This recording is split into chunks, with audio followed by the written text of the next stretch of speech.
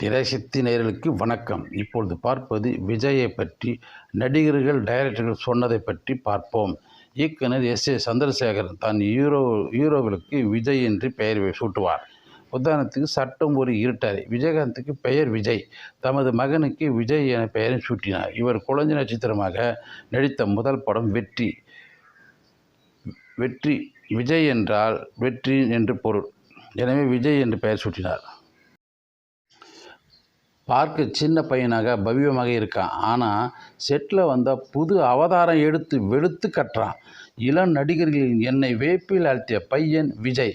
இது சொன்னது நடிகர் திலகம் சிவாஜி கணேசன் ஒட்ஸ்மோர் படப்பிடிப்பில் சொன்னது. ஆண்டவன் துணை உனக்கு இருக்கு, உன் தந்தையின் ஆதரவும் உனக்கு இருக்கு, கடுமையாக உழை, இன்னும் பெரிய அளவில் முன்னுக்கு வருவாய் என்று ரஜினி சொன்னார். ஸ்டைல், மியூனிஷன் இவைகளை தனி பாணியை கடைப்பிடிக்கிறார்.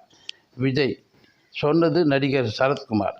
யாருடைய சாயலும் இல்லாமல் புது பிறவி எடுத்திருக்கிறார் விஜய்.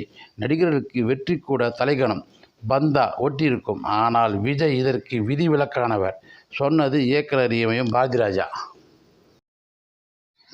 சண்டை, டான்ஸு ஆகியவற்றை சிறப்பாக செய்வார். கதைக்கு தேவை என்றால் ரிஸ்க் எடுக்க தயங்க மாட்டார். அதை தாண்டி அவர் நல்ல நடிகரும் கூட.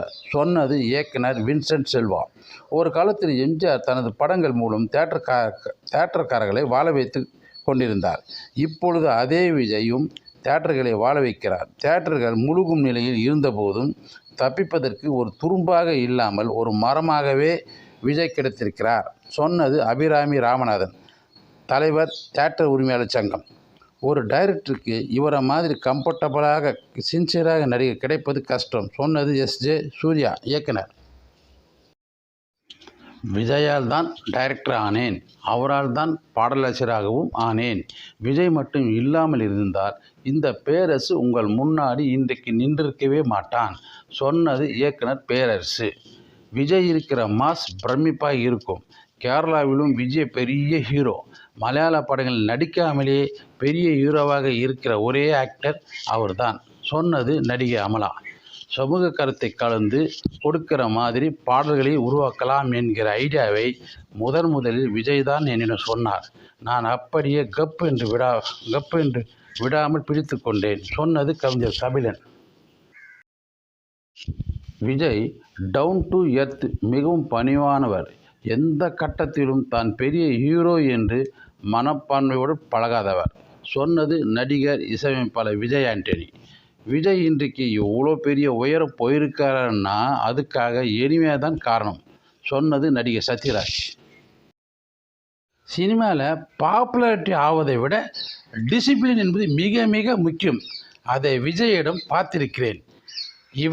இவரை ஹீரோவாக போட்டு படம் பண்ணால் நிச்சயம் வெற்றி தான். அது நடந்தது, நடக்கிறது, நடக்கும். சொன்னது இயக்குனர் விக்ரமன். இளைய தலைமுறையில் குறிப்பிடத்தக்க இடத்தில் இருப்பவர் விஜய். அந்த தம்பியின் நற்பண்புகள் என்னை பெரிதும் கவர்ந்திருக்கிறது. இயக்குனர் எஸ்.ஏ. சந்திரசேகரன், விஜய் என்ற இரண்டு நண்பர்களைத்தான் நான் பார்க்கிறேன். தந்தை மகன் பாசத்துக்கு உதாரணமாக திகழ்கிறார்கள்.